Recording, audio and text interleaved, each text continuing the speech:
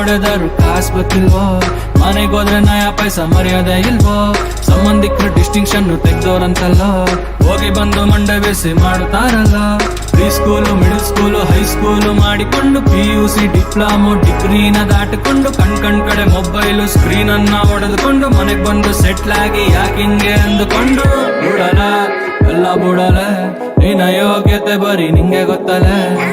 ಹೇಳಲೆ ಮಗ ಮೇಲೆ ಹೇಳಲೆ, ಒಂದಲ್ಲ ಒಂದು ದಿನ ಗೆಲ್ಲುತ್ತೀಯಲೆ. Don't worry, don't worry, don't worry, don't worry, don't worry, don't worry, don't worry, don't worry, don't worry, don't worry, don't worry, don't worry, don't worry, don't worry, don't worry, don't worry, yeah,